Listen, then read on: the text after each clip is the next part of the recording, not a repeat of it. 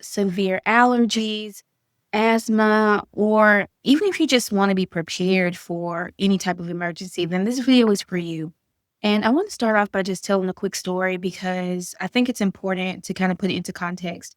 Although I'm a pharmacist, I have, of course, dealt with a lot of these things personally in my family, in my own life. And my grandmother died from after going through a diabetic coma. And she had been taking insulin for years. You hear me? Years. But, as we age, I especially recognize in my older adult and older family members and patients that you tend to sometimes eat less, your meals are less. And I wasn't home with my grandmother, so I don't know exactly what her situation was, but kind of knowing her habits and her tendencies, just making some assumptions, she ended up in the hospital because her blood sugar got dangerously low. And I tell my students all the time, I teach medical and pharmacy students, and I tell them that a low blood sugar will put your patients in the hospital quicker than a high blood sugar. So while it is absolutely essential that we counsel our patients and talk to you all about what to do when your blood sugar is high and how to manage that so that you don't have long-term complications and issues. It is equally, if not even more important, to talk about what to do when the blood sugar is low. When it's less than 70, how to get that blood sugar back up because your brain and all of the muscles and things in your body require glucose, require that sugar in order to function properly. So my grandmother's blood sugar had gotten dangerously low. I am assuming that she took her insulin and she did not eat or she did not eat enough. And I know that she would sometimes wake up and just have a piece of toast for breakfast because that's all she wanted. And, maybe nobody really counseled her, or maybe she didn't remember because she didn't have repeated consultations about this, that if she's not going to eat, then she doesn't need to take her insulin. Or I always tell patients, when you have your mealtime insulin, you need to make sure that your meal is right in front of you, not in the oven, not you just ordered it at the restaurant. Food needs to be in front of you because that insulin is going to take effect quickly. And if you bottom yourself out, that can be an issue. So she ended up in the hospital with a diabetic coma and she didn't recover from that. She passed away maybe 2.5 or so weeks after presenting to the emergency department with a really low blood sugar. And unfortunately, she did not have any one of these emergency medications at home. And even if she did, I doubt if the people that were living in the household would have had the information that they needed in order to help her. So in this video, I want to talk about what to do in an emergency because it's not about knowing everything, knowing all the ins and outs, but it is about having the right tools in the first 2 to 3 minutes or so, 2 to 5 minutes while help is on the way. And you could potentially be saving your life, or most of the time it's going to be someone that you're caring for, a loved one's life, because they're going to be in a position where they can't help themselves. And with this video, please stay to the end because once I've gone through all the information, I want to talk to you about something that I feel like is really important just to bring everything together. And when people are in these very high stress situations, this thing can help make everything a lot easier. So if you are new to my channel, my name is Dr. Wallace-Gay, and my goal, my mission is to teach medication literacy so that you can think, ask, and act like the CEO of your medications and take better control of your health. But I do want you to remember that this is educational. It's not personal medical advice. So please make sure to talk to your personal healthcare providers about the things that I talk about in this video. So I am specifically going to go through a few medications that I feel need to be in an emergency kit at home, because if an emergency happens, you could quite literally save your loved one's life while EMS is on their way. Now, the first medication I want to talk about is Naloxone or Narcan. And I have a student who would be so happy that we were talking about this medication. She's one of my medical students, and it is one of her personal missions to make sure that everyone has a dose of Narcan on hand. And I, quite frankly, agree with her. Naloxone is specifically a medication that can reverse an opioid overdose. It's designed to restore breathing because one of the main things that happens in people that are on opioid medications and they take too much of it is respiratory depression.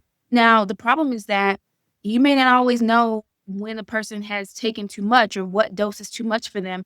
Maybe it's your elderly loved one who accidentally took an extra dose too soon before the next dose was due, or forgot that they took a dose and took another one. Maybe it is someone who has an issue with substance use disorder and they've taken too much of an opioid. Maybe it's someone who has gotten another substance. Like we see now, marijuana laced with fentanyl. I mean, it's out there, y'all. So my point is, regardless of what the reason is, to have something like naloxone on hand so that you can help reverse that opioid overdose can be very crucial and very key. Now, this is available over the counter in the United States. And in order to utilize it, it's very simple. So if you think someone is overdosing, you can try to wake up. Obviously, you want to call 911 as well. You want to make sure that people are on their way. Go ahead and give the dose of naloxone. We have the nasal version now, so you would spray that naloxone up their nose and then just stay with them until help arrives. And if you notice that they're not waking up, because within a few seconds, they should give a big gasp and wake up. So if that doesn't happen in about 20 or so seconds, you could give another dose. And also, even if they do wake up, depending on how much of the opioid is in their system, that naloxone will wear off as well. And so you might still end up having to give them a second dose if they go unconscious again before help arrives. Now, the good thing about naloxone is that if this person is unconscious for some reason other than an opioid overdose and you give them a dose of naloxone, it's not going to hurt them. Because if there are no opioids to displace or remove from the body, then the drug just doesn't act on anything. But if there are opioids to displace and remove from the body, then you have likely saved their life. You want to keep this somewhere where you can grab it. It shouldn't be buried in a junk drawer. So I actually keep a dose in my bag. And this is real time, y'all. So I'm just going to grab it out. Let's see. Where is it? There it is. My box is all mangled, but I keep it with me at all times. So you can have this naloxone. It comes in a box like this. Again, my box is a little messed up, but the medication still works. And you just take this little dose and you would just spray it up their nostril. It comes with 2 in a box. So again, if you need to administer a second dose, you can, and you would do that, about 2 to 3 minutes after you've given that first dose. So keep your Narcan with you. You can buy it over the counter, and there are actually a lot of places that give it away for free. We go to a lot of community events. I'm in East Texas. We go to a lot of community events, and we just give naloxone away because we know that people need it. Okay. The second medication, going back to my grandmother's situation, the second medication that I firmly believe if you have someone in your family who has diabetes or struggles with having low blood sugars, keeping glucagon on hand is going to be really important. Glucagon is specifically for severely low blood sugar. So that is looking if someone is confused, they can't swallow safely, if they're having seizures or have had a seizure, or if they're unconscious due to their low blood sugar specifically. Now, if their blood sugar is low and they can still talk and walk, but they're just feeling dizzy, you can give them something to consume like a Coca-Cola or any other rapid acting sugar source, orange juice, chewable glucose tablets, things like that.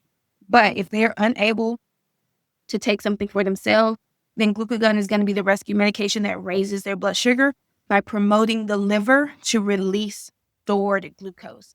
So if they can't swallow safely, you don't want to force food or drink. That is when glucose is going to be your best option.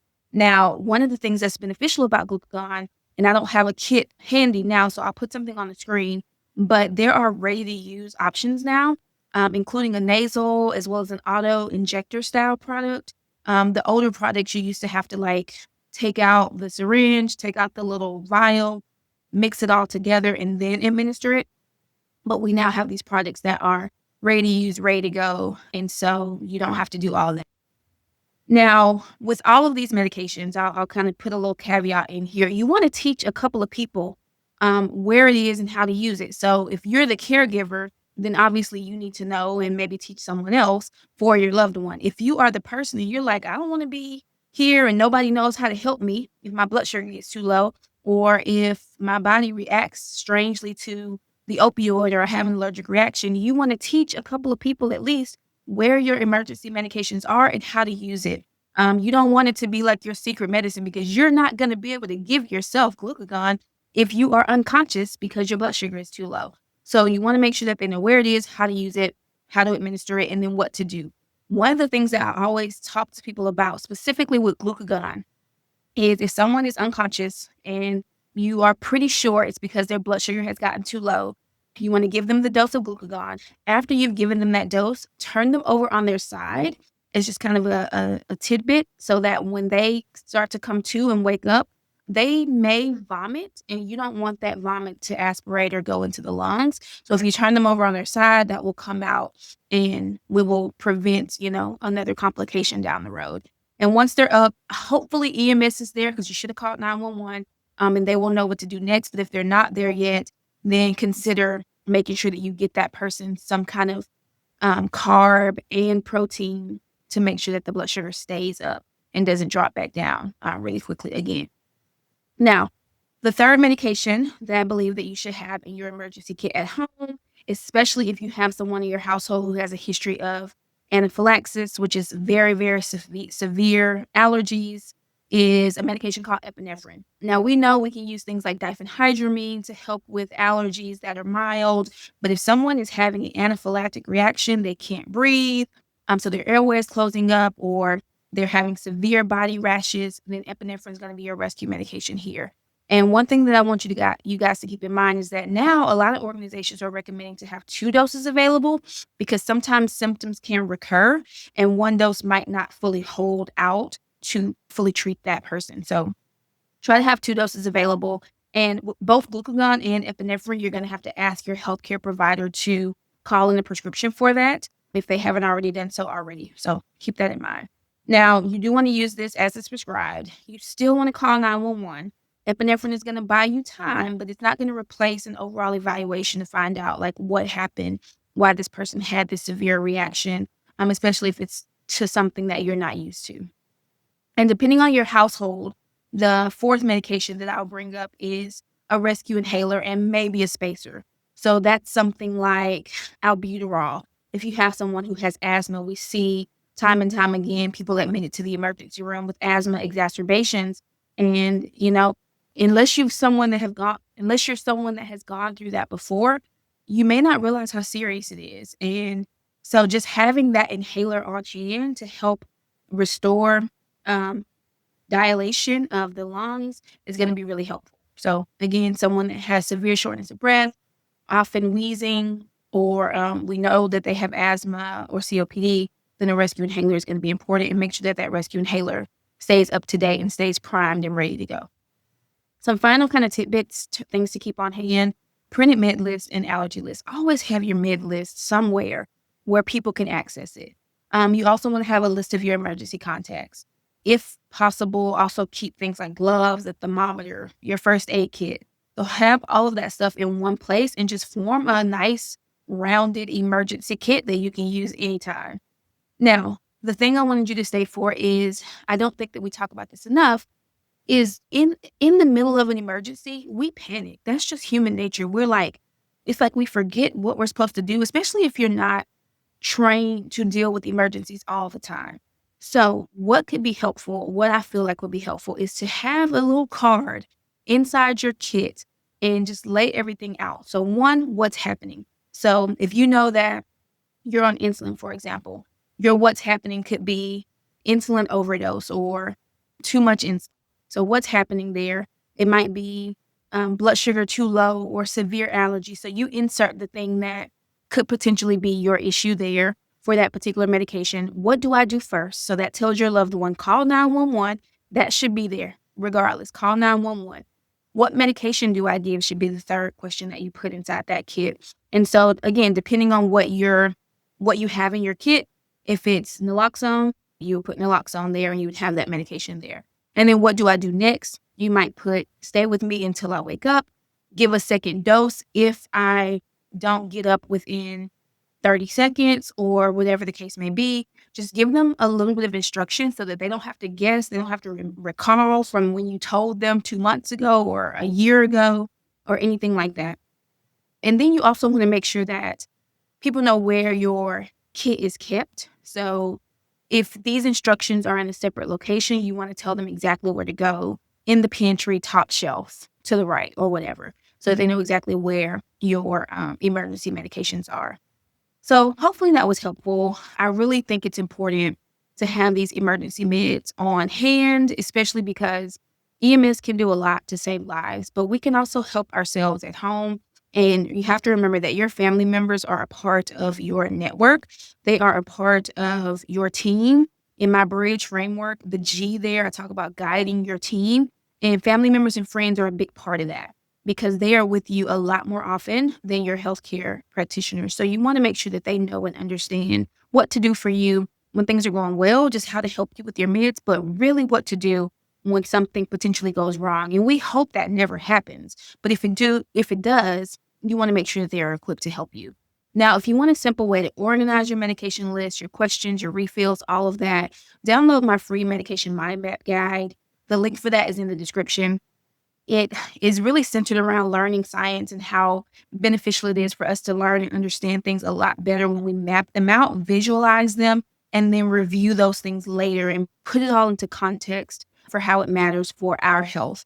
So with that in mind, let me know if you have any questions. Give me some comments in the comment box of what do you think your household needs in your kit, or if you have questions about what might be some other general things to potentially keep in your kit, let me know.